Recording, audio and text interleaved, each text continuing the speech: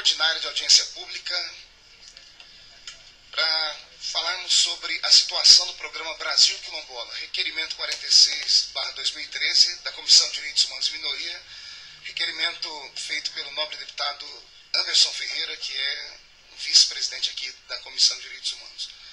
Então, eu convido aqui o senhor Edmilton Cerqueira, coordenador geral de políticas para povos e comunidades tradicionais do Ministério do Desenvolvimento Agrário, a quem eu peço uma salva de palmas, por favor. Convido também o senhor José Antônio Ventura, representante da Associação de Remanescentes dos Quilombos das famílias Oliveira e Ventura. Uma salva de palmas a ele.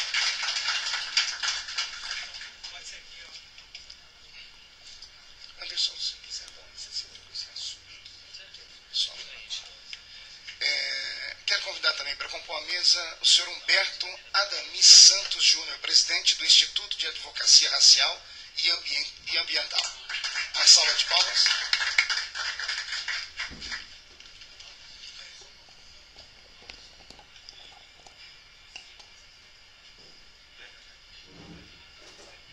Foram também convidados o senhor Damião Braga Soares dos Santos, coordenador da Frente Nacional da Defesa dos Territórios Quilombolas, que ali está. Uma salva de palmas ao senhor Damião.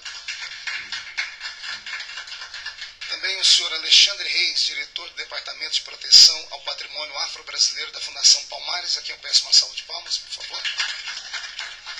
E ao senhor Aurélio Pavão de Farias, diretor do Departamento de Políticas Sociais e Universalização de Acesso à Energia do Ministério de Minas e Energia, a quem eu quero aqui, como é de praxe na nossa Comissão de Direitos Humanos, todo o requerente das audiências, cabe a ele ser o presidente em exercício durante a audiência pública. Antes, porém, eu queria aqui parabenizar o deputado Anderson Ferreira por essa iniciativa e pela comissão que, no colegiado, por unanimidade, aprovou essa audiência pública. Acredito que a Comissão de Direitos Humanos e Minorias do Brasil, nessa manhã, presta um serviço e um esclarecimento a toda a nossa população. Se não me falha a memória, há anos esse assunto não é debatido aqui na Comissão de Direitos Humanos, que é a Casa do Povo e que, de fato, é o local onde as pessoas têm vez e têm voz, principalmente as minorias, que de fato são minorias nesse nosso país. Quero convidar, então, para dirigir essa reunião, para presidir o deputado Anderson Ferreira. Quero agradecer a presença de todos. É importante para esta casa esse debate. Sabemos da necessidade, da importância, de haver um debate democrático dentro dessa casa. Para o senhor José Antônio Ventura, representante da Associação dos Remanescentes dos Quilombos das famílias Oliveira e Ventura.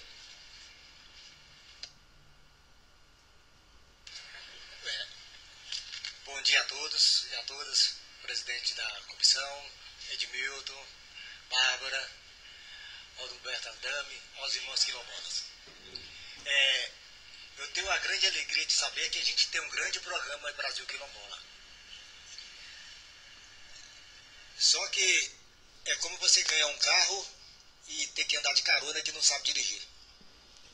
Porque antes de fazer o programa Brasil Quilombola, deveriam nos ensinar, capacitar, instruir as comunidades quilombolas como acessar ao Sicob.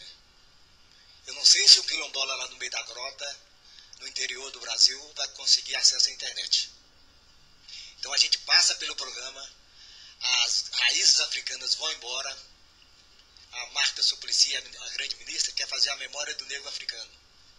Acho que ela não sabe que a memória do negro no Triângulo Mineiro e Alto Paranaíba está sendo destruída. As casas de senzalas, que são a responsabilidade da Palmares, do IFAM e do governo federal, são desmanchadas à noite. As telhas feitas nas coxas, que para quem sabe o que representa, é o maior patrimônio artesanal do negro no Brasil. Elas desaparecem de madrugada. Desmancham e jogam fora para quê? Para tirar o vestígio da maior escravidão negra que esteve no Alto Paranaíba e Triângulo Mineiro. Nós não estamos lá, essa terra é muita terra para poucos negros. Mas os negros foram que construíram aquelas casas. O maior projeto de mineração do Brasil está sendo feito na Vale. Projeto Salitre de Minas Gerais. Em 1953, minha mãe saiu de Serra do Salitre expulsa para Patos de Minas e teve que ser expulsa de Patos em 68, por brigar por direitos, porque aquelas terras foram deixadas em testamento como está aqui o inventário, todo fraudado. Fizeram o Alto Paranaíba em cima das terras da minha mãe. As terras dos escravos de Dona Beija. Só que Minas Gerais não fala que os negros eram donos daquelas terras.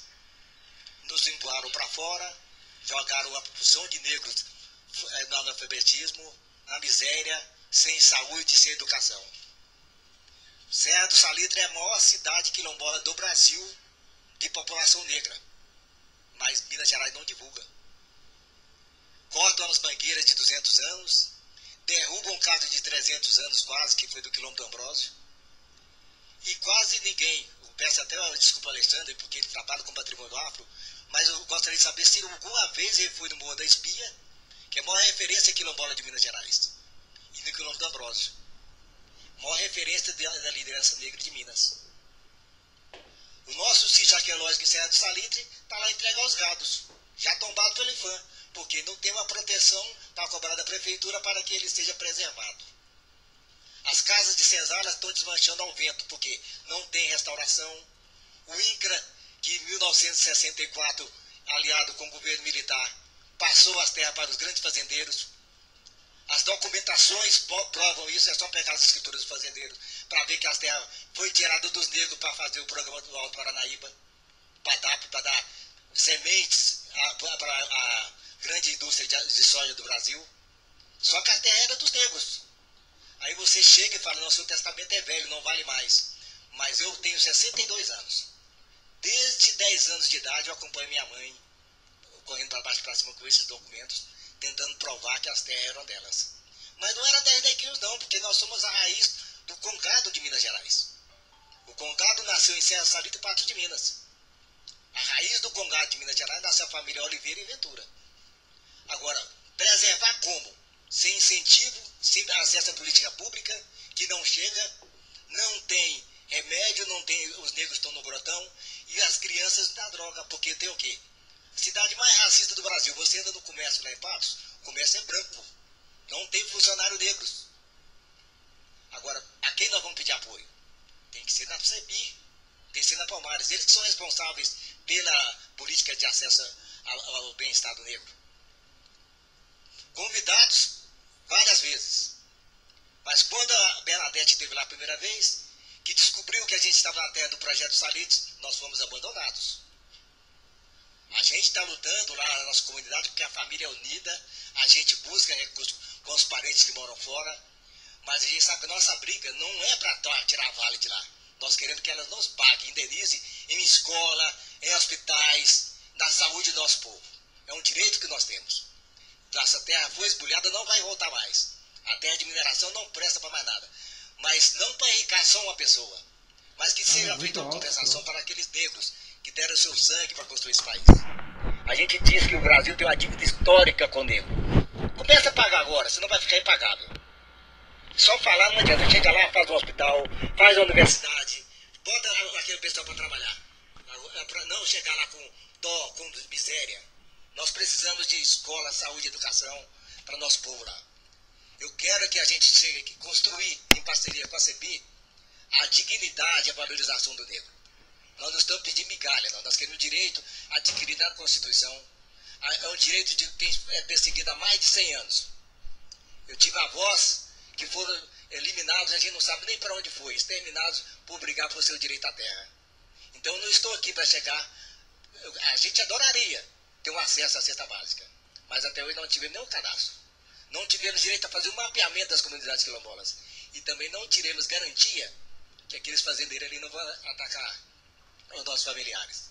Muitos morreram em troca de nada, por só falar que eram nossos parentes. Agora, eu convido a CEBI, que já foi convidada, a Palmares, a Câmara dos Deputados, como o Domínio da Indústria foi o ano passado e viu a opressão que a família sofre lá. A destruição que está sendo feita lá. E o pastor também vai gostar porque nós temos uma comunidade lá, de matriz africana, nós temos de congadeiros e temos de evangélicos. E a gente combina como se fosse uma grande família. Nós estamos atrás da nossa dignidade e do direito ao acesso à terra. Vamos ter o primeiro seminário da Lei 10.639, que é uma responsabilidade da CEBI e da Palmares. Mandamos ofícios e esperamos que eles lá compareçam, para prestigiar os seus irmãos precisam deles lá. A gente está aqui de coração aberto, querendo o quê? Que esse programa realmente chegue nas comunidades quilombolas da nossa região. Que artigo da Convenção 169 nos dê o direito de pleitear as nossas indenizações, complementações e a dignidade volte para o nosso povo. Agradeço a todos a oportunidade de poder falar e a gente está aí para contribuir no que for possível.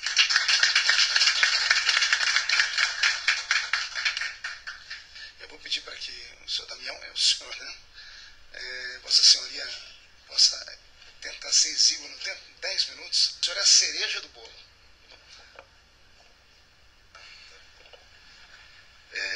Primeiramente eu quero fazer aqui uma saudação aos mais nobres, aos mais velhos, aos orixás, aos inquices e aos rodonces.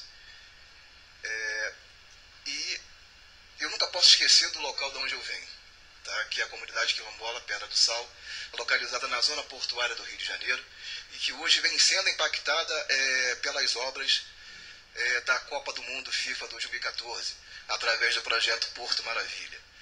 Na nossa região foi instalada uma verdadeira quadrilha, tá certo? Formada por empresários, pelo setor público, e que hoje eu, inclusive, estou fora da minha comunidade.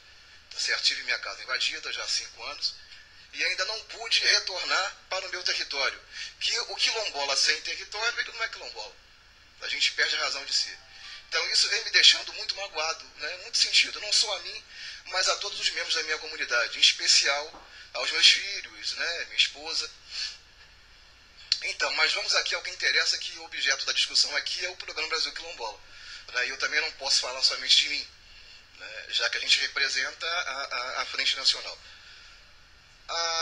Eu não consigo entender toda essa disposição. Eu acho o Programa Brasil Quilombola uma maravilha, tá? Mas nós que estamos na ponta, a gente tem uma dificuldade imensa, isso já foi colocado pelo Ventura, de acessar a essas políticas.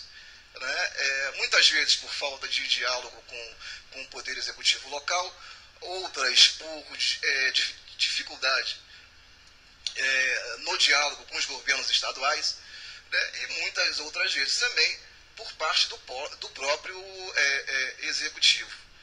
Né? Então os números eles são muito bonitos, né? 407 milhões. Né? Para quem olha, acha que as comunidades estão sendo contempladas, mas nunca chega na ponta. E existe também um outro problema, que são os atravessadores. Né? Porque várias vezes as comunidades elas deixam de acessar recursos por não ter a expertise colocada pelo Ventura. Existe uma dificuldade muito grande da gente estar acessando esse sistema, que é o Siconv. Eu acho ele necessário, porque dá uma certa transparência aos gastos públicos. Né? Mas, ao mesmo tempo, é difícil para nós dominar essa ferramenta. Né? Isso ainda não foi nos ensinado. A gente já aprendeu a contar acima de 10, mas ainda não conseguimos dominar esse sistema. Né? Então, eu entendo que o governo ele deveria estar criando um mecanismo, uma outra forma de estar facilitando que os quilombolas, não somente os quilombolas, mas também os parentes indígenas, tivessem acesso com mais facilidades a esse recurso. A outra coisa o Programa Brasil Quilombola, para nós, ele na verdade ele existe somente no papel. Certo? Se você vai lá olhar o PPA, você vê lá que a partir de 2012, o Programa Brasil Quilombola, ele deixa de ser um tema específico e é aglutinado a um outro orçamento, que é o orçamento socioambiental. E passa a ser um subtema desse orçamento. Então, o Programa Brasil Quilombola, ou PBQ, ele na verdade ele não aparece lá. O que você vê é o programa Enfrentamento ao Racismo e Promoção da Igualdade Racial. A gente entende que, como está colocado lá na Convenção 69, né, que foi arduamente discutida nessa casa durante 13 anos, e acredito que tenha sido o maior, acho que o tratado internacional que mais tempo levou para ser aprovado pelo Legislativo, foi justamente a Convenção 69. Né? Então eu acho que o governo ele deveria estar nos chamando, não só o governo, mas também o próprio parlamento.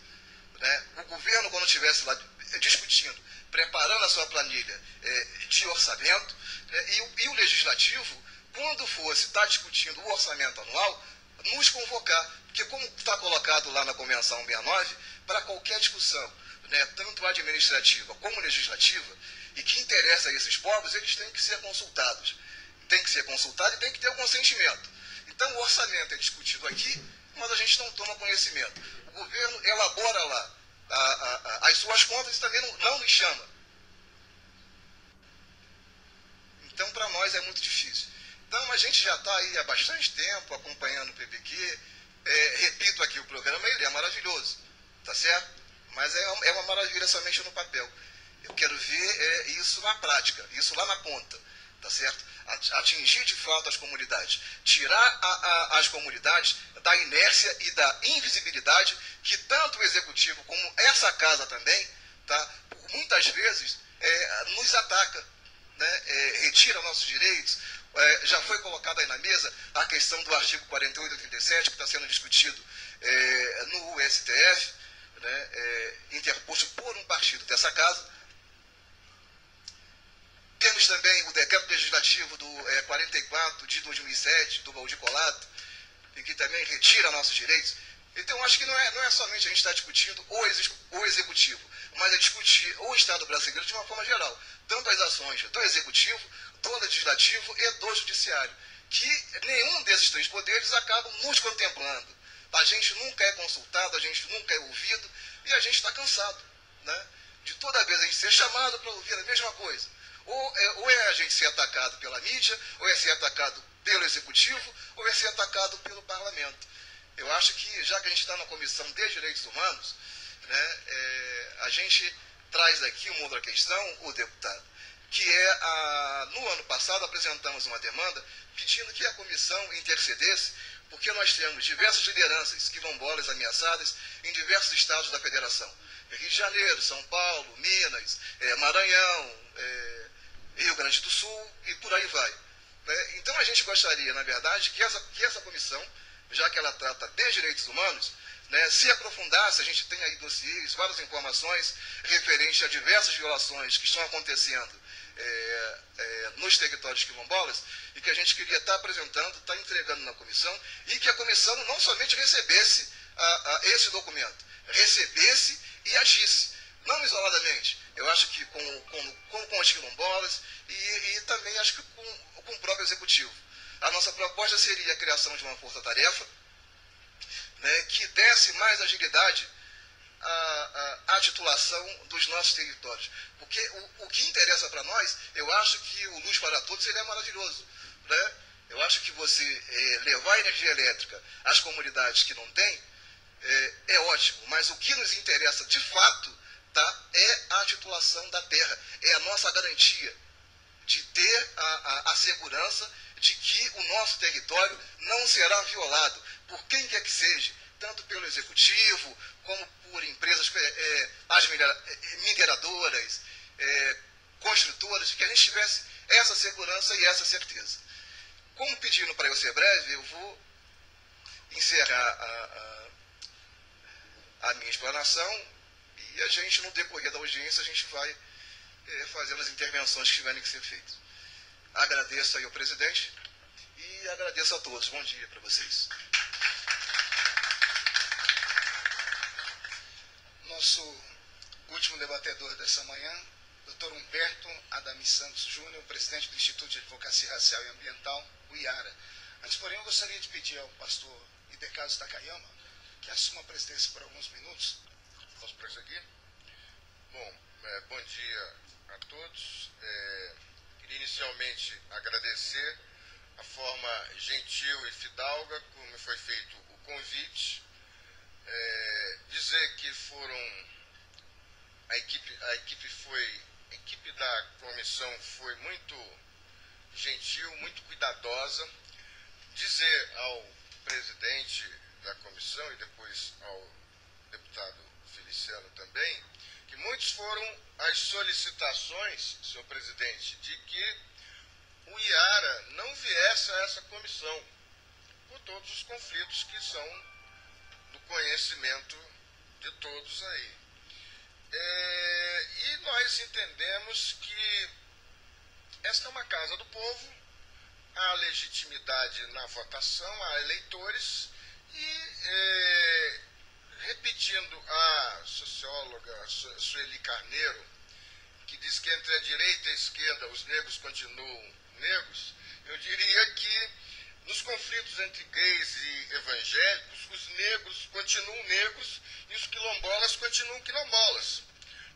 Então, nós viemos com coragem, com determinação, com franqueza, com honestidade e vamos passar aqui a nossa tarefa e fazendo logo de início uma ligação do que aqui se discute, da proposta que foi feita pelo Instituto de Advocacia Racial e Ambiental, com os protestos que vêm sendo feitos nas ruas do Brasil, em várias cidades, e que de forma ampla eles abordam a ineficiência do aparelho estatal brasileiro, da gestão do orçamento público brasileiro na solução dos conflitos.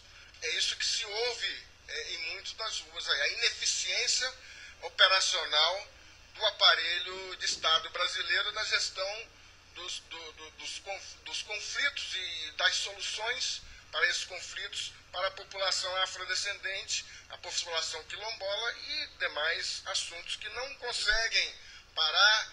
Eu sou gerente jurídico do Banco do Brasil, no estado de Tocantins, estou no Banco do Brasil há 32 anos, e o Banco do Brasil é a melhor empresa do mundo para se trabalhar.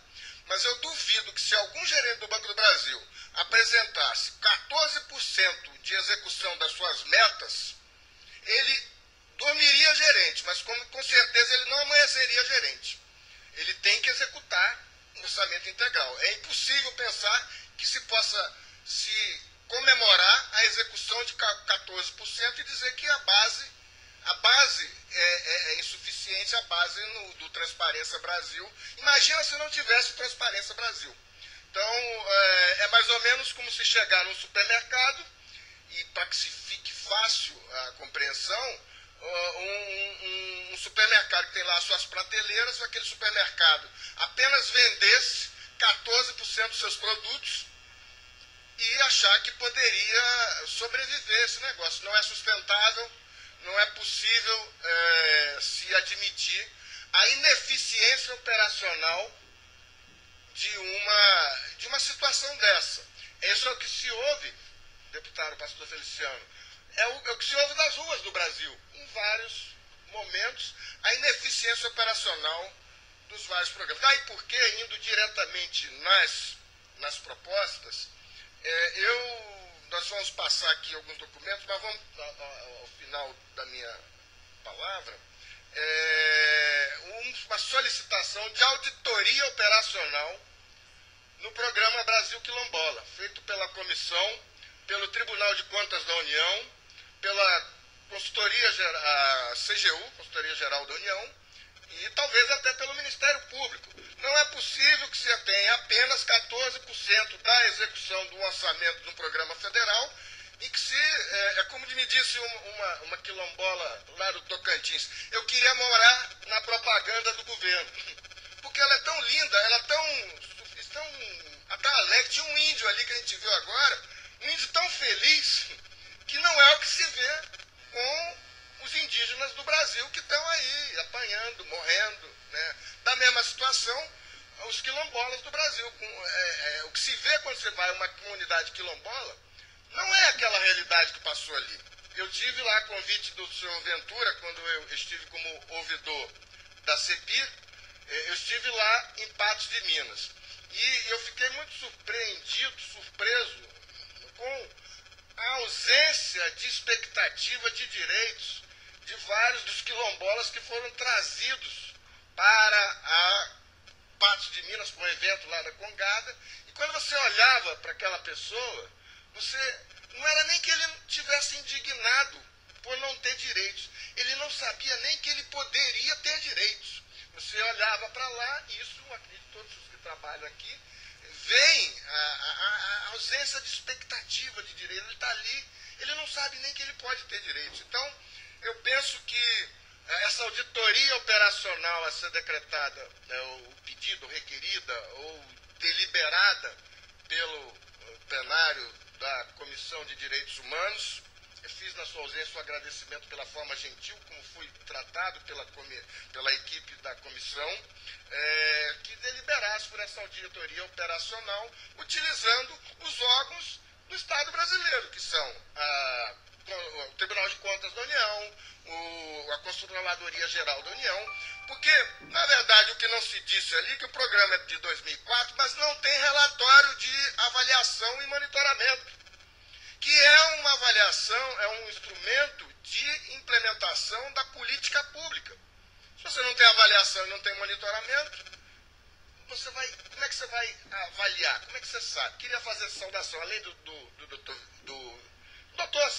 em sapiência popular, José Ventura, aos companheiros da mesa, mas também aos que estão aqui, mas ao meu ilustre amigo e colaborador, o gestor em educacional Antônio Gomes, que está ali, pedia que fizesse essa sinalização, que tem nos ajudado muito com a sua expertise e que é o responsável pela polêmica do livro Caçada de Pedrinho de Monteiro Lobato, onde nós fomos ao Supremo Tribunal Federal, que foi uma grande discussão da liberdade de imprensa, da liberdade de expressão, aqui que está no Supremo Tribunal Federal. O Antônio também colaborou nesse requerimento, com certeza vai ter muito para falar, é um técnico em gestão educacional, mestre em educação pela UNB, e um expert nisso, que tem certeza vai nos ajudar aí. Então, eu queria então dizer o seguinte, foi mencionado aqui, aí eu falei do relatório de monitoramento e avaliação. Não tem relatório de monitoramento e avaliação desde sempre. O relatório de avaliação ele está a cargo do Conselho Nacional da Igualdade Racial, que é o Conselho da CEPI, presidido pela ministra Luísa Barros, no momento. E até hoje não se tem a avaliação do que foi feito. Porque se fosse feita essa avaliação, os órgãos todos que passaram ali, que são os constituintes da política que está sendo implementada, eles saberiam se está sendo ruim, está chegando, como melhor ninguém do que o companheiro Ventura para dizer assim, está muito bonito, mas não chega lá. O Tocantins tem 29 comunidades reconhecidas. Eu já visitei 2 no programa do Banco, uma atitude do Banco do Brasil que nós fizemos lá, na assessoria jurídica regional, pequenininha, mas que você não vê chegar lá. E acho que isso, se for perguntar por aí, ele não chega nos lugares que ele tem que chegar. E queria fazer referência à ADI 3239, Ação Direta de Inconstitucionalidade 3239, no Supremo Tribunal Federal, que iniciou o julgamento ajuizada pelo Partido dos Democratas contra o decreto 4887, que foi mencionado aqui pelo companheiro Edmilton, que teve o julgamento ano passado pelo ministro César Peluso, quando presidente do Supremo Tribunal Federal, o Instituto de Advocacia Racial e Ambiental era IARA, teve como amigo da Corte, aliás, o IARA está como amigo da Corte em tudo que relação a causa afrodescendente no Supremo. Eu tive a oportunidade de estar lá como advogado, fazer a sustentação oral, e eu queria descobrir depois, o voto não está liberado, mas ele já está disponível pelo YouTube, o voto do ministro Peluso, que se aposentou, hoje está não tem relator, mas ele está com o voto da ministra Rosa Weber, aguardando o voto dela. E o que disse o ministro César Peluso, quando ele julgou procedente para declarar inconstitucional o decreto, mas mantendo os direitos dos quilombolas. É interessante que vejam o que diz o ministro lá, porque eu disse à época, olha, o ministro está certo. Ele pegou o relatório da Comissão Indígena do CIMI, uma ONG de São Paulo, que falava da dificuldade do quilombola ser declarado quilombola oficial. É uma corrida de obstáculos onde ele tem que passar por 26 instituições públicas e ele não consegue chegar lá. Raros são os números foram apresentados aqui, são pequenos em relação ao universo, por mais que se tente esconder, e aí a necessidade de implementar do relatório de avaliação e monitoramento a cargo do Conselho Nacional de Igualdade Racial, que não existiu até o momento. E aí o ministro disse o seguinte, é impossível você conseguir chegar lá. E o direito do quilombola em ser quilombola, ele não vem do decreto 4887, ele vem da Constituição Federal, nos vários dispositivos. Não há por que montar essa verdadeira elefante branco, que consome também muita da verba pública, porque olha quanto que teve ali de verba, de estrutura, e que não chega a quem precisa chegar. Então, a realidade é essa, tem muito emprego, tem uma estrutura bonita, e quem disse isso foi o Conselho, o Cine, e mais o presidente, então, do STF, que deliberou, decidiu por entregar os títulos, ratificar os títulos aos quilombolas que já haviam sido reconhecidos. Mas ele diz assim, o direito dos quilombolas não pode vir de um decreto do governo, que é o 4887, e inclusive que o governo federal não se preocupou até hoje em aperfeiçoar esse decreto. Quando o que se vê na ação afirmativa, especialmente lá da UERJ, as leis de cotas para estudantes na universidade foram sempre sendo aperfeiçoadas na medida da experiência e do conhecimento da implementação das cotas da universidade. E se chegou a um meio termo comum. Então, a republicação do decreto, com aperfeiçoamentos incorporados da discussão e ouvindo todos os lados, é um trabalho que talvez pudesse ser sugerido à Casa Civil, à Presidente da República, mas não há por que ficar uma intransigência que, vejam o voto do ministro César Peluso. É impossível. O ministro César Peluso, ele foi impiedoso com a gestão da Fundação Palmares, a gestão da CEPIR e os resultados produzidos. Não quer dizer que as pessoas que estão lá sejam as culpadas. Eu tive 2 anos como ouvidor da CEPI. Às vezes as pessoas pessoalizam muito porque estão naquele momento ali, naquele cargo. Mas o que deve ser mencionado, falado e até denunciado é a ausência de resultados suficientes para as demandas da população quilombola, para a questão afrodescendente, um montante de dinheiro envolvido de orçamento público e a devolução do orçamento por causa da impossibilidade de executá-lo. É o que o Ventura disse. Onde é que o quilombola lá da Barra do Aroeira, ou daqui uma comunidade de Mata Malhadinha, que eu tive nas 2 semanas atrás, ele vai ser especialista em Siconv? Os bons quilombolas não vieram aqui. E aí o orçamento é devolvido para a União. Foi mais ou menos a metade de orçamento devolvido. Embora apareçam essas explicações que os números permitem apresentar de gestão. E eu quero colocar em bom e alto som que a ineficiência operacional do programa é um absurdo. A Fundação Palmares foi denunciada várias vezes pelos altos valores pagos em aluguéis, em locais de importância no setor bancário sul, aqui em Brasília, enquanto os quilombolas não chega o dinheiro lá. Um terreno na beira do lago chegou a ser perdido, que era para ser feito o conselho, o centro de referência do negro, aqui do lado do Motonáutica. Ele teve rescindida o contrato de doação, porque tinha um prazo para fazer a edificação e ficou lá abandonado. Fizeram uma cerquinha lá, a ministra Marta Suplicy conseguiu a redoação do mesmo terreno, o que foi noticiado como uma nova doação, como se os terrenos já não tivessem lá cercado desde a época do presidente Fernando Henrique. E aí, porque tinha sido doado na época do presidente Fernando Henrique, não se podia dizer que tinha sido doado na época do Fernando Henrique. Então, o protesto das ruas, que todas as ruas do Brasil estão sendo feitas, especialmente por jovens, é contra essa ineficiência na maneira de gerir, que trata o patrimônio público como se fosse terra de ninguém. Não há compromisso e não há uma outra coisa, como, por exemplo, a questão de ausência do relatório de avaliação e monitoramento. Não há responsabilidade, e responsabilidade por improbidade administrativa, daquelas pessoas que estão ocupando aqueles cargos naquele lugar, naquele momento. Os conselheiros respondem ou deveriam responder se o Ministério Público estivesse funcionando como seria aquele Ministério Público desejável, né, como por improbidade administrativa, porque eles têm o dever, eles vão para lá para serem conselheiros e têm o dever e têm a obrigação de fazerem coisas, de praticarem atos. Um dos atos é elaborar um relatório de monitoramento e avaliação. Não foram feitos.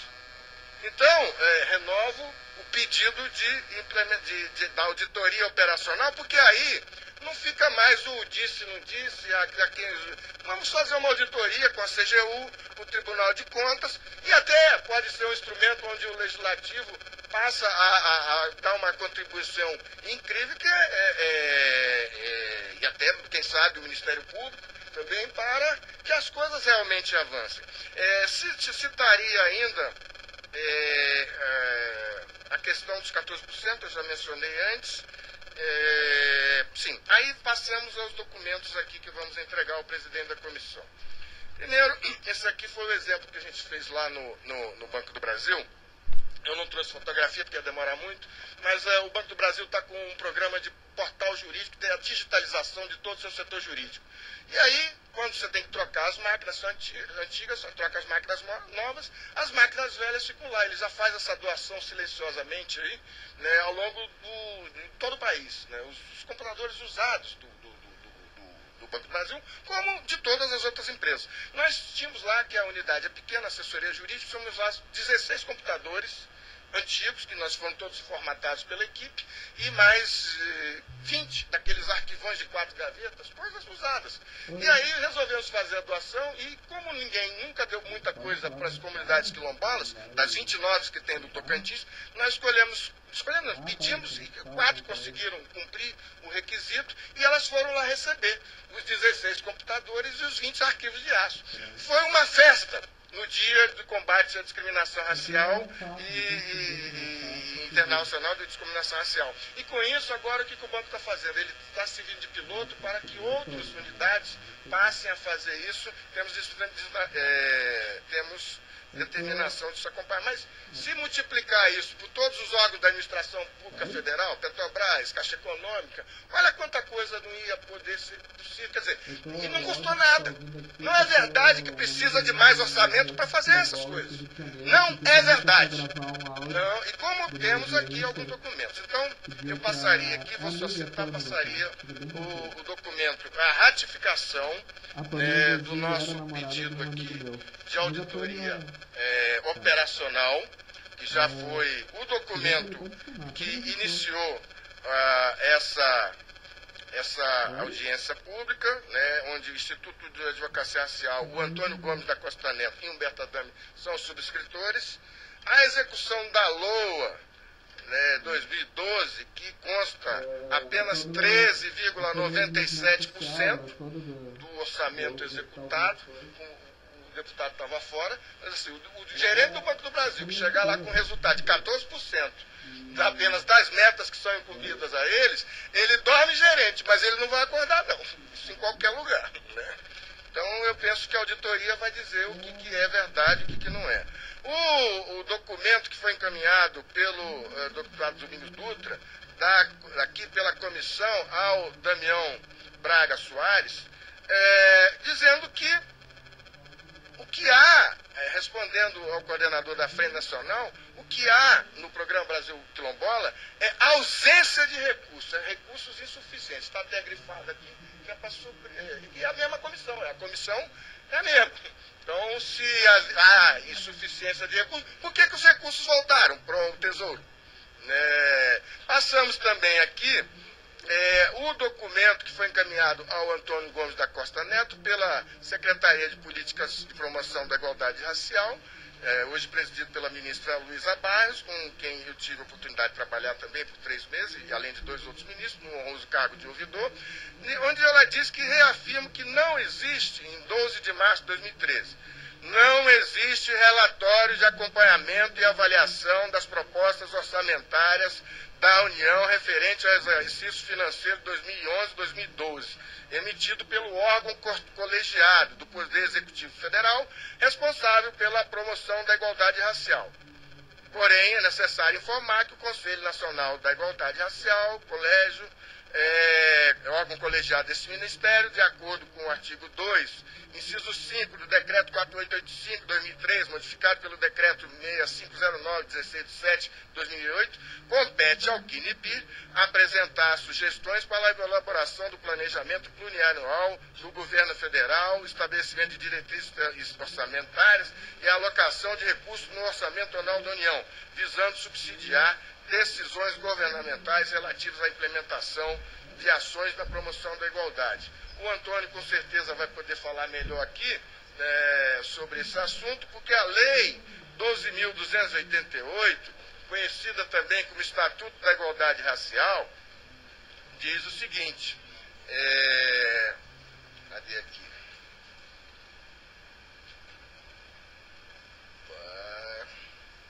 Tem tanta coisa em amarelo aqui.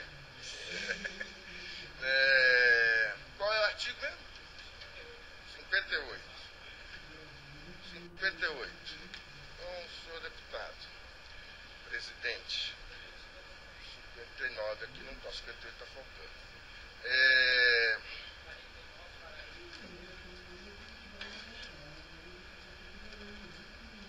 49, parágrafo 1º, da organização e competência. O Poder Executivo elaborará Plano Nacional de Promoção da Igualdade Racial, contendo as metas, princípios, diretrizes e implementação nacional da política de promoção da igualdade racial, PNP. Elaboração e implementação, coordenação, avaliação do acompanhamento do PNP, bem como a organização, articulação e coordenação do SINAPI, serão efetivados pelo órgão responsável pela política de promoção da igualdade étnica em âmbito nacional. É o Poder Executivo Federal autorizado a instituir fórum governamental de promoção da igualdade étnica. E mais, as diretrizes de política nacional, no parágrafo 3º, e regional de promoção da igualdade étnica serão elaboradas pelo órgão colegiado que assegure a participação da sociedade civil. E o seu Ventura ali está dizendo que não foi chamado lá e que não foi nunca ninguém lá, mas foi o ouvidor de uma certa época teve lá. Mas aqui tá, eu não vou, depois o Antônio fala melhor sobre isso aqui. O órgão colegiado do Poder Executivo Federal, parágrafo 4º, responsável pela promoção da igualdade racial, acompanhará e avaliará a programação das ações referidas neste artigo nas propostas orçamentárias da União. Quer dizer, se não fez, não tem, de quem é a responsabilidade administrativa, a probidade administrativa, porque não fez. Ou então, que solução que dá? Não pode dizer que não tem dinheiro se o orçamento está voltando. O decreto 4885, que também está aqui muitos gráficos em amarelos, não vai dar para ler tudo, o Antônio pode falar aqui. Uma moção de repúdio, a número 8, de 20 de março de 2013, do Conselho Nacional de Promoção da Igualdade, CONIPI, esse mesmo que não fez a tarefa que a ele cabe de monitorar e avaliar, uma moção de repúdio, indignação pela indicação do deputado Pastor Feliciano para a presidência da Comissão de Direitos Humanos. Tal indicação contraria os propósitos da referida comissão, assim como os princípios básicos de direitos humanos. Vai por aí e torna inaceitável a permanência assinado pela ministra Luísa Helena Baes, presidenta do Conselho. Eu não sei se o ministro de Estado tem que mandar para o Legislativo o que o Legislativo deliberou. Mas, de qualquer jeito, acho que quem não fez a sua tarefa principal, que era fazer o relatório de monitoramento e avaliação, deveria estar mais preocupado, eu não vou dizer como vovó dizia, mas ela devia estar preocupada com outras coisas também. O relatório final do grupo de trabalho da Estatuto da Igualdade Racial, em que diz que eles fizeram um relatório a partir do que era preciso a autorregulamentação e o que não precisava. E constou que 82% do Estatuto da Igualdade Racial é autoaplicável. E, nesse caso, sua execução não requer regulamentação e sim estratégias de implementação. Apenas 18% depende da regulamentação, sendo que essa maior parte será contemplada pela proposta de regulamentação do SINAPI. Não consta lá a parte do Brasil quilombola precisando de nenhuma regulamentação, não é isso? Então, se não está aplicado e não falta regulamentação, por que está só em 14%? E falta dinheiro? São questões que eu deixo para o debate. Por fim, caminhado também à Controladoria Geral da União, recurso contra a decisão proferida pela Secretaria de Políticas de Promoção da Igualdade Racial ao pedido de acesso formulado pelo senhor Antônio Gomes da Costa Neto, de novo, o homem do Caçadas de Pedrinho de Monteiro Lobato, que beneficiou esse país com a discussão sobre liberdade de imprensa e enfrentamento ao racismo, inclusive na literatura nacional desse país, e que está lá com o ministro Luiz Fux para decidir. Muito bem, aqui o que diz o seguinte, é o documento final, deputado, eu já encerro.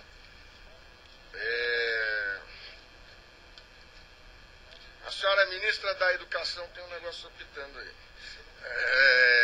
Demandada informou que o sistema de acompanhamento e monitoramento de políticas de promoção da igualdade racial está em fase de elaboração. Esse documento é datado de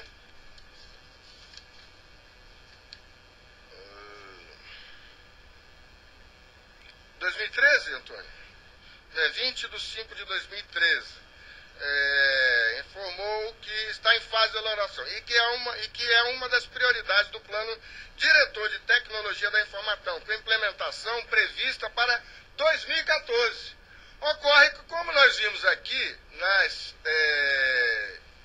elogiáveis apresentações dos nossos companheiros do governo federal, esse programa é de 2004. Então, 10 anos depois, nós ainda estamos, e é um documento que foi passado pela ministra, tem outros grafados aqui, com letras azuis, que não tem ainda e que tem mais um texto interessante aqui. Os questionamentos da CGU foram pontualmente respondidos pelo Ouvidor Nacional da Igualdade. A autoridade esclareceu que o Conselho Nacional é sim o órgão colegiado do Poder Executivo responsável pelo acompanhamento e avaliação das ações orçamentárias relativas à promoção da igualdade de oportunidades e inclusão social. Mas aí apresentaram apenas um relatório de gestão, que não é a mesma coisa.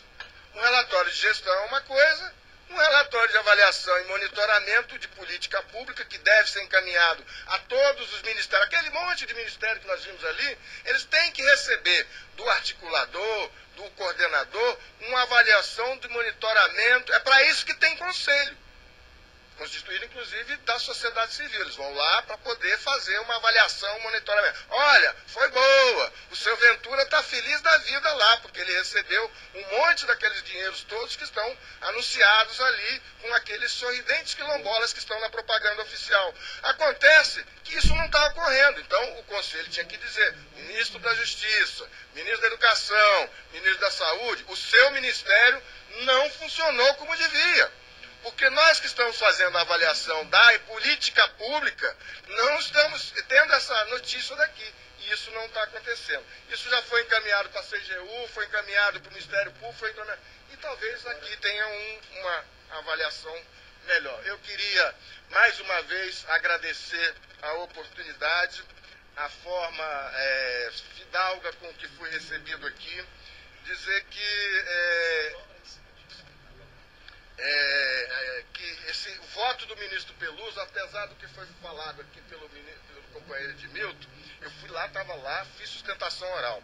O voto do ministro Peluso, ele deve ser melhor analisado, porque talvez a solução de alguns problemas dos companheiros quilombolas, da população, estejam nas palavras do ministro Peluso. Não é possível se sustentar um elefante branco que não chega a lugar nenhum.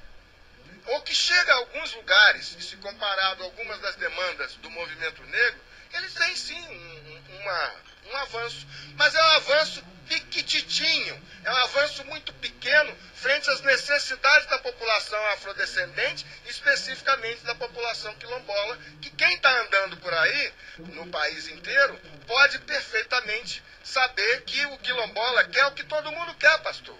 O quilombola não quer um livro de calendário que custa R$62, quanto o calendário da Folhinha custa R$9, R$20. R$29, então custa 3 vezes mais. Né? Ele quer saúde, educação, né? Isso não, Ventura? Saúde, educação, correio, né? Escola.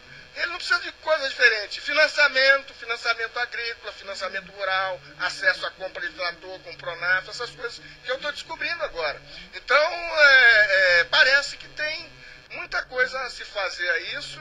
Eu queria, mais uma vez, agradecer a oportunidade de estar presente aqui e quero me colocar absolutamente disponível para eventuais contribuições. Muito obrigado. Senhoras e senhores, percebemos aqui que o debate é amplo. Saímos de mais umas 5 horas aqui. Acredito que mais umas 2, 3 audiências, talvez a gente chegue a ouvir todas as demandas que aqui foram colocadas. Nós ouvimos aqui o governo e ouvimos aqui o pessoal da ponta. E quando nós ouvimos o pessoal da ponta, isso acaba nos emocionando.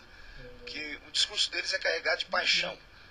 Paixão de quem precisa, de fato, ser atendido por todos esses planos e que, infelizmente, não se chegam lá. Eu queria propor aqui, se os deputados concordarem nessa proposição, um grupo de trabalho para estarmos em Minas, saber sobre o quilombo lá do Triângulo Mineiro, porque veio esse pedido, e também para sabermos aqui com o Damião, que falou aqui sobre algumas lideranças que estão sendo ameaçadas. Eu queria que você disse que tem dossiês. Nós apresentamos um material durante a Cúpula dos Povos e essa carta, esse documento acabou fazendo parte desse documento final da cúpula, né? Eu falo em relação a Rio+20. Então ali nós apontamos alguns territórios que estavam tendo lideranças ameaçadas. Fora esse documento que foi apresentado na Cúpula dos Povos, a gente está finalizando um dossiê, já estamos concluindo o do Estado do Rio de Janeiro, né? E vamos aí o do Rio, na verdade, é o que está mais adiantado, mas temos Rio Grande do Sul, Santa Catarina, Goiás, Tocantins, Minas Gerais, São Paulo, Bahia e Maranhão, e Ceará também. Que bom. Eu queria que você pudesse encaminhar para essa comissão esse relatório. Sim, eu trouxe aqui, eu vou colocar na mídia esse documento que a gente apresentou na Cúpula dos Povos. Esse está aqui comigo. Tem também um dossiê elaborado pela CPT, né, referente ao ano de 2012, com várias lideranças que foram ameaçadas. Aí você tem um número de famílias, tem um território ao qual pertence aquela liderança, e tem esse outro que a frente está produzindo. Tá. Agora, deputado, o senhor falou em relação... A gente está finalizando um dossiê, já estamos concluindo o do Estado do Rio de Janeiro, né? E vamos aí... O do Rio, na verdade, é o que está mais adiantado, mas temos Rio Grande do Sul, Santa Catarina, Goiás, Tocantins, Minas Gerais, São Paulo, Bahia e Maranhão, e Ceará também. Que bom. Eu queria que você pudesse encaminhar para essa comissão esse relatório. Sim, eu trouxe aqui, eu vou colocar na mídia esse documento que a gente apresentou na Cúpula dos Povos. Esse está aqui comigo. Tem também um dossiê elaborado pela CPT, né, referente ao ano de 2012, com várias lideranças que foram ameaçadas. Aí você tem um número de famílias, tem um território ao qual pertence aquela liderança, e tem esse outro que a frente está produzindo. Tá. Agora, deputado, o senhor falou em relação à visita ao Triângulo Mineiro. A gente propôs, no ano de 2012, a comissão, que fosse criada uma força-tarefa. Tá certo? A gente está com o próprio governo, o próprio executivo, tem muita dificuldade em relação à titulação dos territórios. Isso é o que é apresentado pelo governo. Então, o que a gente está propondo seria a criação de uma força-tarefa, né? E a força-tarefa, ela seria só um minuto.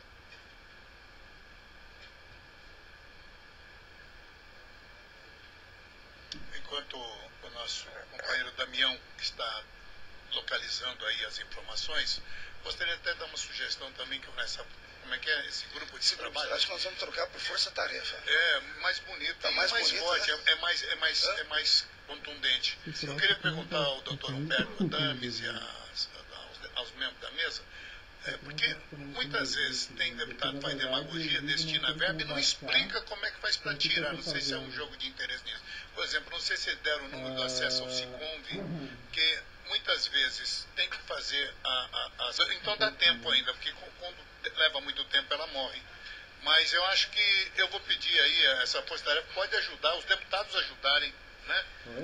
São secretários, como dizer, é um conhecimento, Então, esse número do SICOMV, a doutora Damis, ela permite que a gente acesse por que razão, onde está parado, e a gente acompanha tudo, e também fazer dentro do programa de governo, senão realmente não sai a segunda parte. O que você está propondo é a auditoria operacional que existe. Vamos fazer essa auditoria também. É exatamente isso, é saber Ok. onde é que Mas está. a questão do SICOMV, se já saiu uma parte, consegue tirar a segunda, entendeu? Pelo que eu vi aqui na explanação da doutora de Bárbara, repente não saiu exatamente que está faltando alguma documentação. na explanação da doutora Bárbara, parece que havia 13 milhões de emendas parlamentares que não haviam sido liberadas. Talvez por algum problema no SICOMV.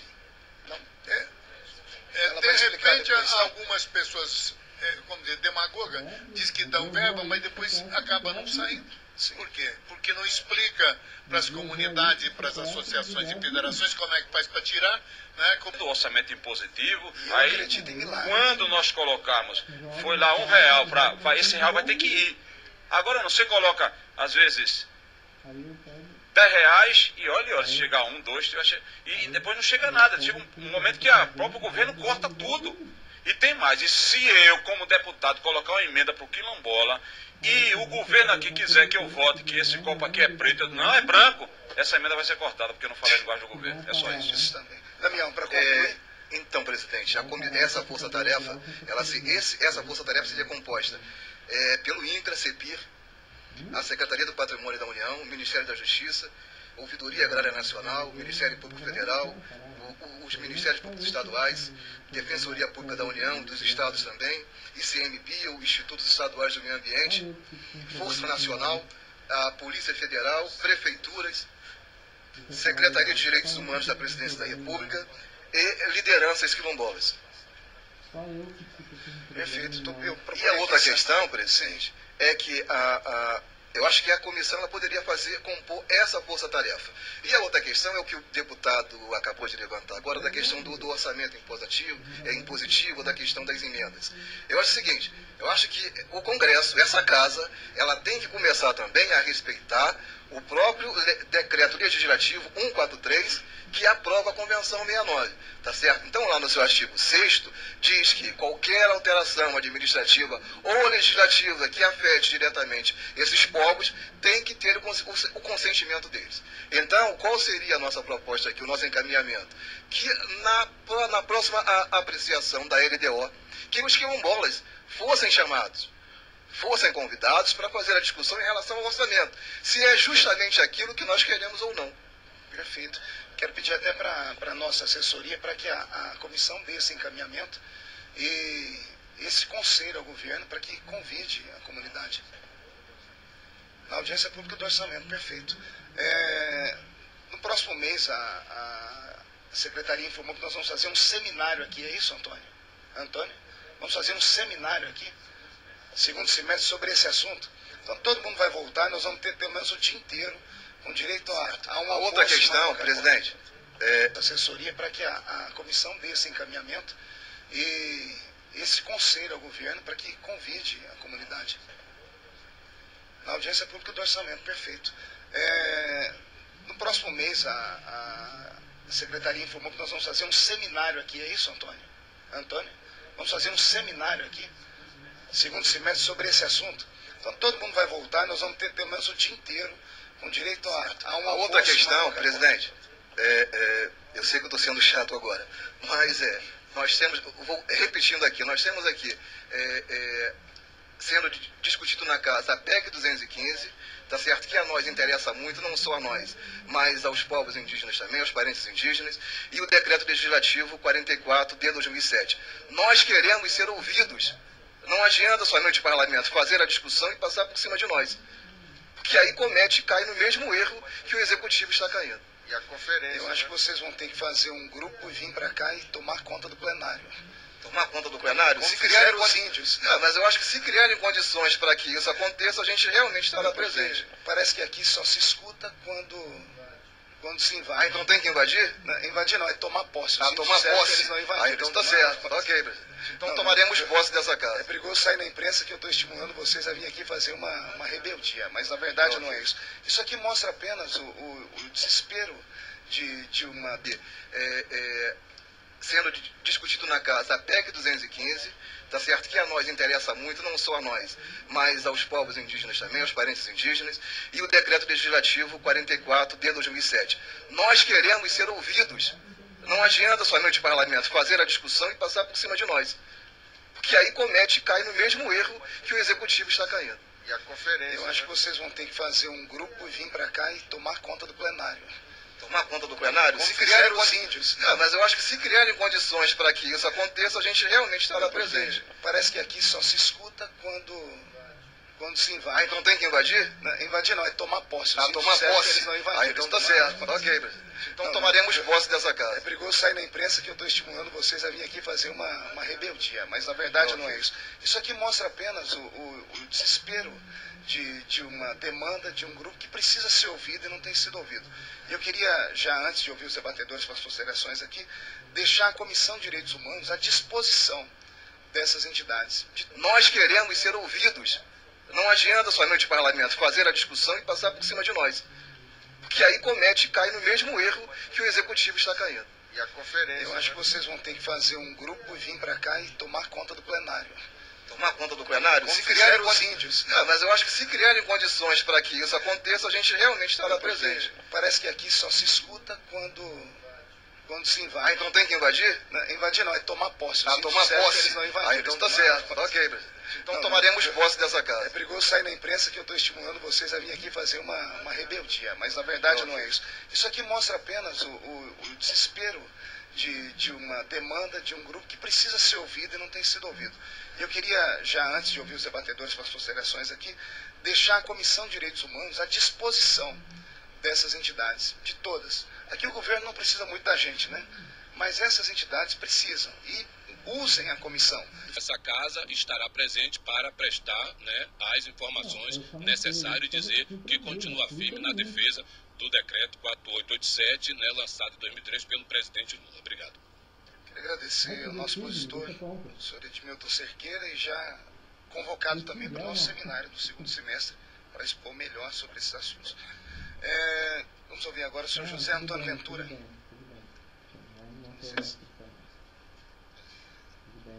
Agradecer a todos por essa oportunidade e também a minha vinda aqui hoje é justamente para que nós possamos juntos procurar um meio de impedir que desapareça a história do Quilombo do Ambrósio e todos os quilombos do Rio Paranaíba.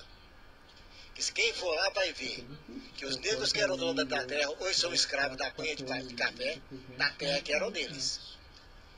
Que as mineradoras que estão lá há mais de 50 anos levaram as comunidades de muitos até o suicídio, desapareceram famílias inteiras porque era a pedra no caminho de onde está o garimpo, onde há a mineração, e a gente procura o quê? Dar uma visibilidade para que a Palmares faça um documentário dos quilombos da região. Eu mandei para o Alexandre a situação que está as casas de senzala. Elas estão caindo. Não custa fazer um projeto e que use essa própria comunidade para recuperar essas casas. Porque daqui a 10 anos não vai ter história das casas de senzala. Quem vai falar que aquela casa era do escravocrata? Então a gente pede o empenho. O deputado Feliciano vai ver a comunidade evangélica quilombola que tem Serra do Sali, que é uma das maiores que existe. Mas é igual o Alexandre falou. Eles nem sabem que são quilombolas. Porque lá não chegou projetos. Lá não chegou educação. Uma cidade que tem 10 mil habitantes, que não tem um posto médico, não tem uma escola de segundo grau, que o prefeito falou que não sabe o que é direito quilombola. Então, gente, nós precisamos ir lá dar esse primeiro seminário que vai ter lá, que vai representantes. Falo com o Alexandre agora, vai ser o dia 4, dia 5 de julho. Vou mandar convite para todos, que vai lá prestigiar os negros da mineração, de onde saiu o Congado, que deu origem ao samba.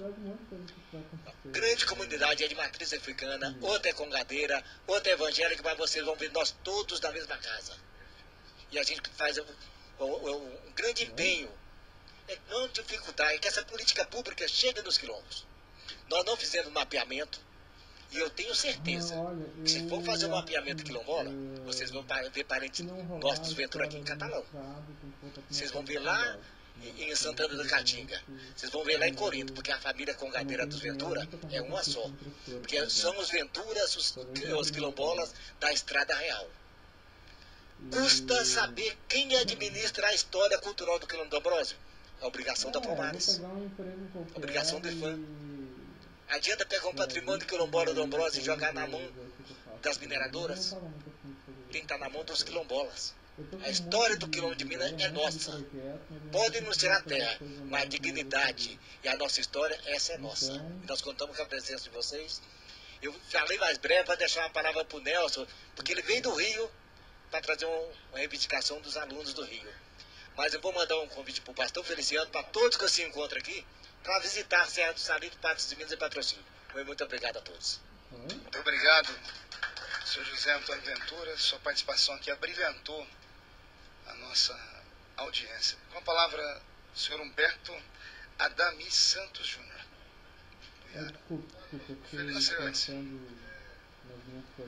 Deputado Pastor Feliciano, mais uma vez agradecer a oportunidade de estar aqui, de contribuir para o debate de forma democrática, de fazer as instigações próprias do movimento social. O Nelson, porque ele veio do Rio para trazer uma reivindicação dos alunos do Rio. Mas eu vou mandar um convite para o pastor Feliciano, para todos que se encontram aqui, para visitar a Serra do Salito, Patos de Minas e Patrocínio. Muito obrigado a todos.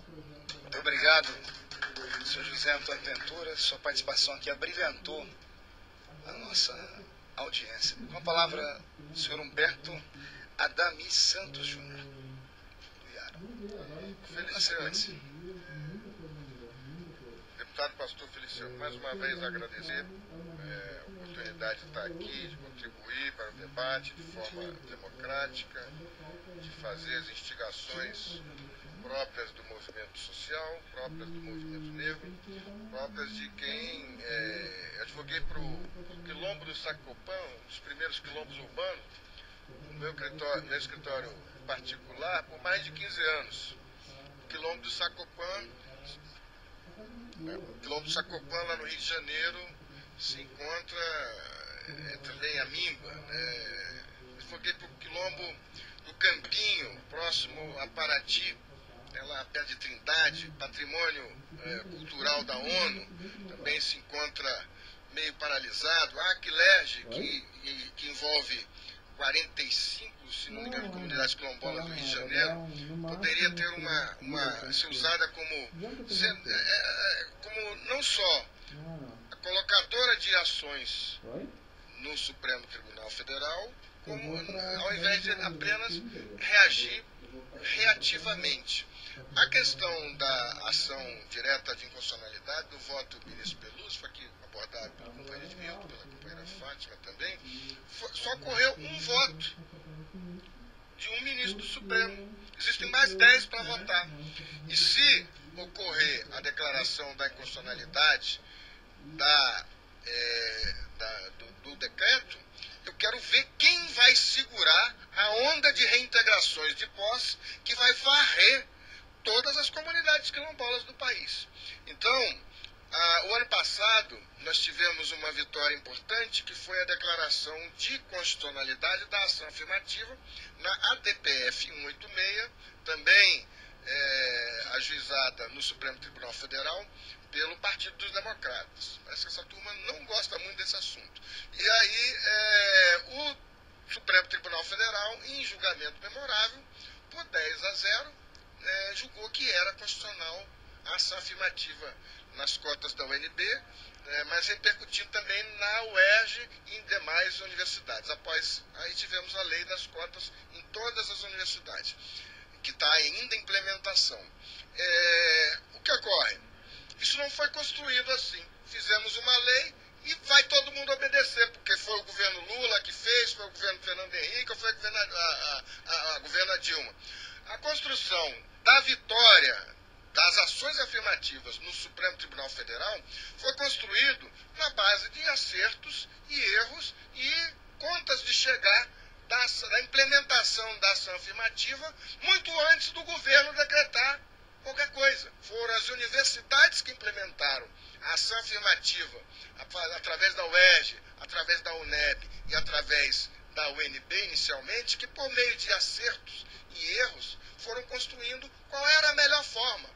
E a melhor forma de chegar. Só na UERJ foram 3 leis. E cada vez que se descobria uma lei, o Frei Davi saía correndo lá, costurava uma articulação, aí se modificava a lei e a lei acabava por acarretar a extinção da ação no Supremo Tribunal Federal. Porque toda vez que você modifica uma legislação, o Supremo extingue aquela ação que está lá colocando. Então me parece que essa estratégia de jurídica é estratégia para profissionais, não para bem intencionados. E com isso nós conseguimos chegar ao julgamento que diz que a ação afirmativa temporária é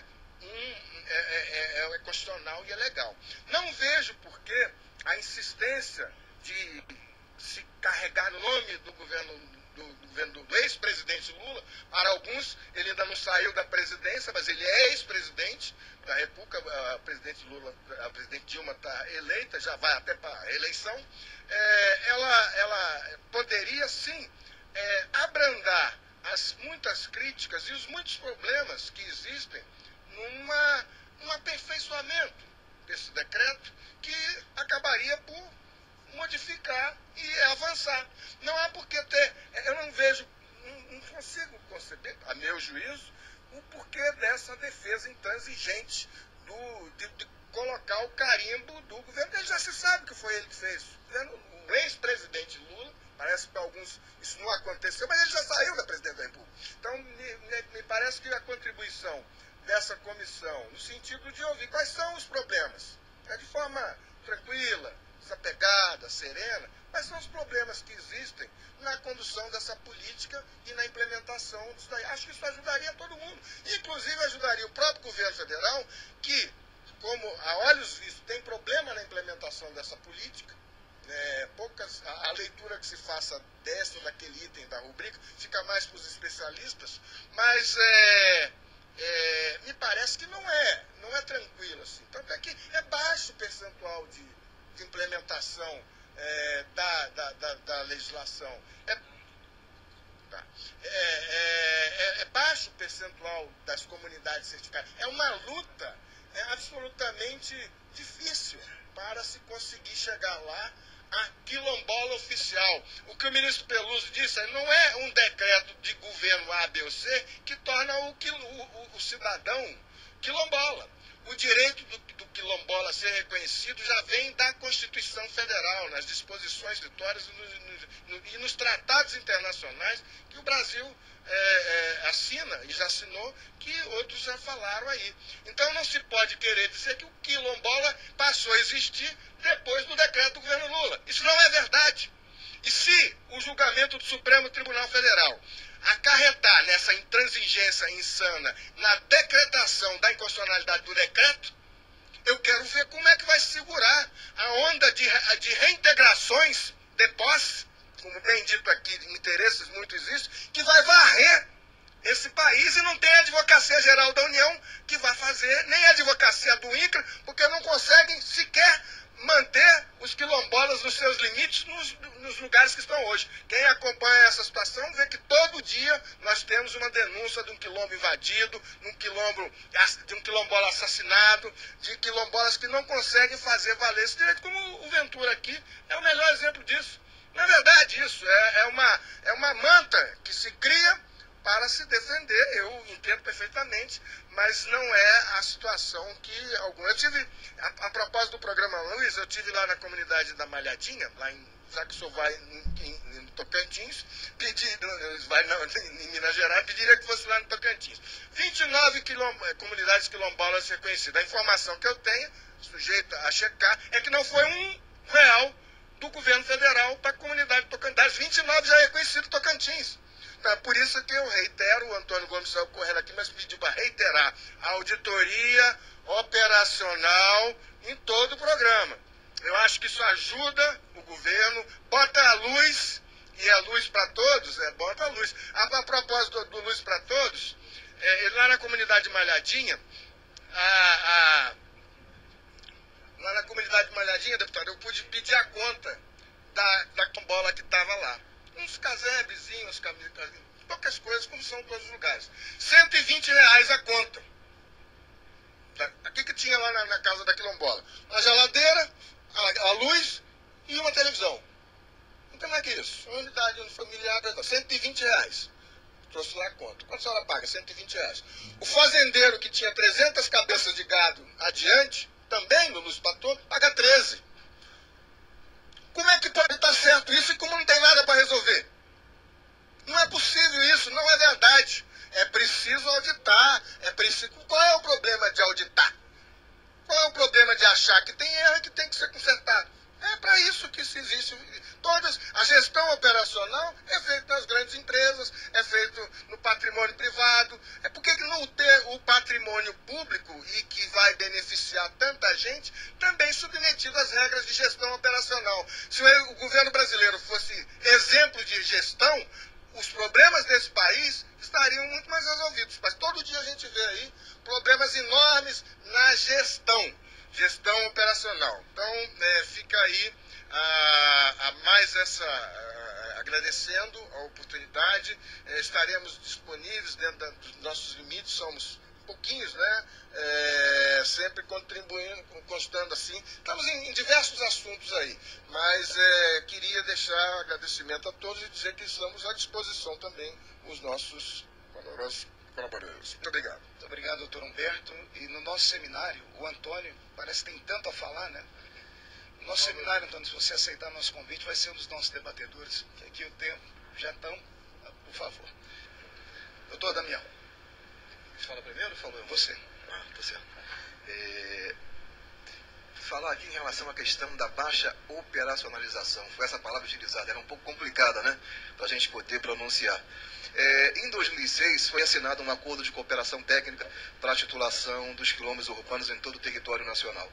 Esse acordo de cooperação técnica previa um prazo para essa execução, né? Para se atingir o objeto do acordo, que era de 12 meses. Isso aconteceu em 2006. Nós estamos em 2013. O objeto ainda não foi alcançado, porque os territórios não foram titulados. Esse acordo englobava os estados do Rio de Janeiro, Minas Gerais, né? Então no Rio de Janeiro seria o quilômetro Pera do Sal e Sacopã, Minas Gerais, Mangueiras e Luiz, em Belo Horizonte, e no Rio Grande do Sul, em Porto Alegre, Família Fidelis. O objeto era o prazo 12 meses. Já se passaram 7 anos e isso ainda não aconteceu. Então isso é baixa operacionalização. Ou será que não? Acho que alguma coisa há de errado. Se o objeto não foi cumprido, alguém tem que responder pelo não cumprimento desse objeto. Então fazem parte desse acordo o INCRA, a CEPIR, a Secretaria do Patrimônio da União e o Ministério das Cidades, por se tratar de territórios dentro do perímetro urbano. A outra questão que foi colocada aqui pelo Alessandro, sobre a questão das políticas públicas. Você falou sobre a portaria 90. Né? A maior dificuldade nossa é a relação com as prefeituras. Tá certo? No caso do Rio de Janeiro, nós temos lá, com base na portaria 90, uma equipe para poder atender esses territórios. São 2 territórios, Pera do Sal e Sacopã. A equipe existe, o dinheiro chega no município, chega lá na ponta, só que a comunidade não é atendida. E a gente não consegue uma explicação nem da prefeitura, nem do Ministério das Cidades e nem da CEPIR, porque ninguém tem resposta para nós. Agora, o dinheiro está sendo gasto. A prefeitura está gastando com essa equipe da saúde, equipe da saúde da família, está atendendo a população de rua. E a população quilombola continua desassistida. Só que esse recurso é proveniente do Brasil Quilombola.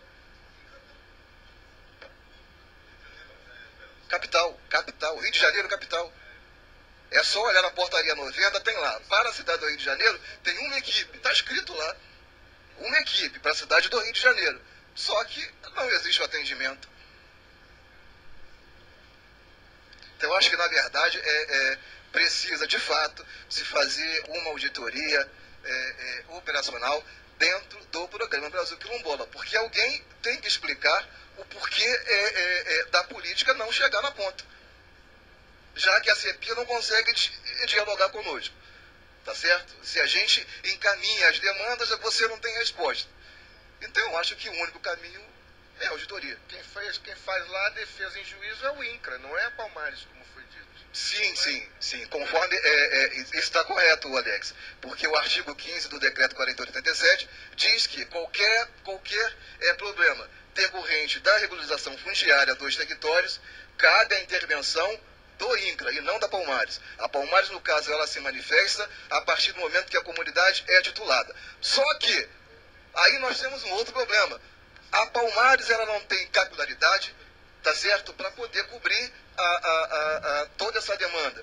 Você tem a sede aqui em Brasília, você tem uma representação no Rio de Janeiro, outra representação na Bahia, outra representação em São Paulo e uma outra em Alagoas, correto? Só que não atende. Você tem um procurador dentro da Fundação Cultural Palmares para assistir a todo o território. E olha que o movimento sinaliza 5.000 comunidades quilombolas em todo o Brasil. Então você ter um procurador, ele vai conseguir dar conta? Não vai. Se ele não consegue dar conta de uma comunidade, eu vou dar aqui um exemplo. Nós temos uma ação civil pública referente à minha comunidade. Tinha como autor o INCRA, Ministério Público Federal, nós como assistentes simples, a União, porque a terra é da União, é terreno de Marinha, o IFAM e a Fundação Cultural Palmares. A Palmares, por incrível que pareça, o procurador perdeu o prazo.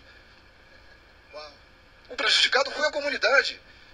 E ninguém responde isso para nós. Se você vai lá e aciona o procurador, eu não posso te atender, não. Eu estou indo para tal estado, eu estou indo para tal comunidade. Agora, eles se anda tanto, se viaja tanto de avião, mas a gente não vê a situação mudar. O quadro, ele permanece o mesmo. São as comunidades sendo expulsas do território, são os quilombolas sendo assassinados, e até quando a gente vai estar presenciando isso? Eu estou chegando a 50 anos, tá certo? Está faltando 3 anos para completar 50. Eu estou pretendendo me aposentar. Além disso, eu sou portuário. Eu pretendo me aposentar, mas pelo andar da carruagem está difícil. E você falar nas ações que foram perdidas lá, que na época da outra administração, que a Palmares ficou revel nas ações todas, que o Daniel Sarmento ajuizou as ações lá. Sim. Que foi o caso de Marambaia, a questão de Marambaia. E a Palmares perdeu o prazo. E é mais uma vez as comunidades sendo prejudicadas. Presidente, agradeço a oportunidade de mais uma vez estar aqui na casa, né? E a gente espera retornar aqui outras vezes e contamos com o apoio da comissão. Está faltando 3 anos para completar 50. Eu estou pretendendo me aposentar. Além disso, eu sou portuário. Eu pretendo me aposentar, mas pelo andar da carruagem está difícil. E você falar nas ações que foram perdidas lá, que na época da outra administração, que a Palmares ficou revel nas ações todas, que o Daniel Sarmento ajuizou as ações lá. Sim. Que foi o caso de Marambaia, a questão de Marambaia. E a Palmares perdeu o prazo. E é mais uma vez as comunidades sendo prejudicadas. Presidente, agradeço a oportunidade de mais uma vez estar aqui na casa, né? E a gente espera retornar aqui outras vezes e contamos com o apoio da comissão para poder se encaminhar a questão da força-tarefa. Muito obrigado, Damião. Quero agradecer aqui a todos os debatedores, antes de passar a palavra ao senhor Nelson, e dizer que nós vamos deliberar nessa comissão sobre a auditoria. Tá? É um compromisso da comissão. Nós estamos ouvindo aqui argumentos fortes demais. E isso tem que ser feito. Faz parte do trabalho dos parlamentares e podem contar com a Comissão de Direitos Humanos nessa questão. Viu?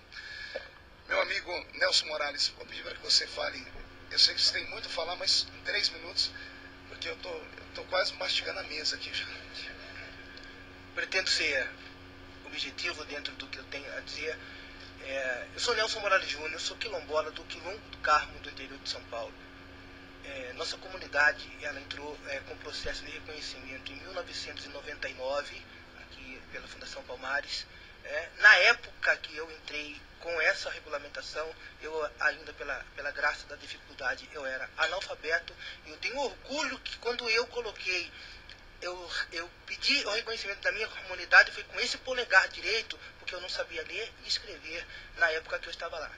Nesse período todo em que a minha comunidade teve o reconhecimento, pediu o reconhecimento, eu fui à luta, ouvi, participei de inúmeros seminários, enfim, que foram colocados, né, com relação à nossa comunidade, os benefícios que teríamos. E quando eu percebi que nós estávamos, assim, não tínhamos condições de ter um diálogo franco, eu procurei, nesse momento, me alfabetizar. Eu entrei numa escola de alfabetização de jovens e adultos, me alfabetizei e cheguei na universidade agora, em 2012, pelo Enem, pelas cotas raciais, e sou o primeiro quilombola da Universidade Federal do Rio de Janeiro. Agora. E quando se coloca aqui que a questão está, que essa demanda e tal, toda essa construção que foi feita, com tudo isso que foi colocado, um documento só desconstrói tudo isso aqui. Isso daqui é uma declaração de autorização feita pelo diretor da Faculdade Nacional de Direito, que me retirou de um abrigo onde estávamos alguns alunos da universidade, onde estavam as pessoas de rua e alguns drogados que a prefeitura estava gerando, porque nós não tínhamos alojamento e nós não tínhamos alimentação dentro da universidade. E aqui está, é um documento oficial, original, dado pelo diretor da Faculdade Nacional de Direito, onde ele diz bem claramente aqui, olha, o mesmo ficará alojado em caráter absolutamente excepcional, precário, no pátio interno, embaixo da mesa de sinuca. É onde eu estou morando na universidade.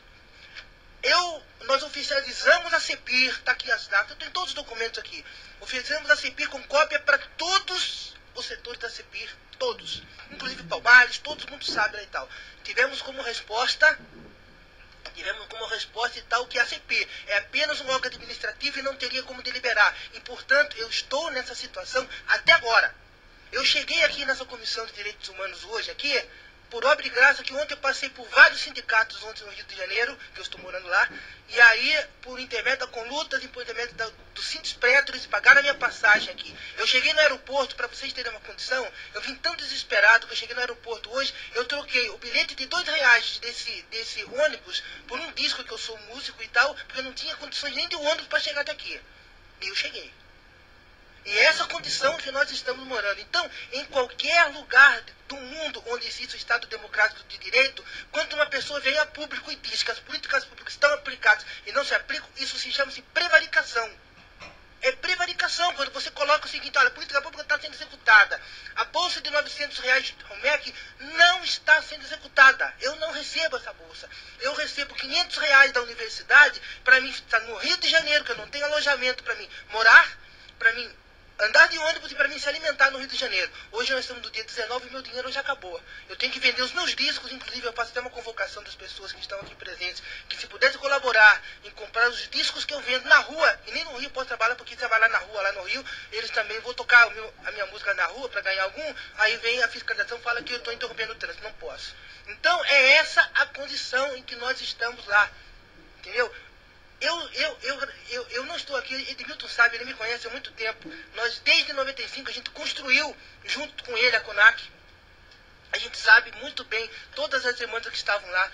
Mas vinha a público e dizer que uma política pública está sendo executada de real e direito e de fato e não está, sabe, é de nos causar indignação, certo? Então, ontem, vendo a minha situação, os meus colegas de turma, sabendo que eu viria aqui hoje, na Comissão de Direitos Humanos, eu vou finalizar minha fala, espero que a presidência não leve que seja um caso pessoal, mas foi uma discussão da minha turma ontem lá, entendeu? Se ontem essa casa aqui aprovou, você está entendendo que os desvios morais têm que ser curados, então a gente tem que colocar também, ampliar a cura, você está entendendo? Para prevaricação, para insensibilidade, para insensatez de quem está no governo, entendeu? E vir a público e dizer que essas políticas estão sendo executadas, implantadas e não estão. Essa que é a grande verdade dos fatos. Então, agradeço aí ao pastor Marco Feliciano por essa gentileza de quebrar o protocolo e deixar que eu viesse a público, certo? Mas isso não pode, se está entendendo, sequer deixar. E já que isso está sendo aberto a auditoria para que isso seja feito, eu sou um dos principais denunciantes dessa auditoria e eu tenho todos os documentos do que eu estou dizendo em mãos.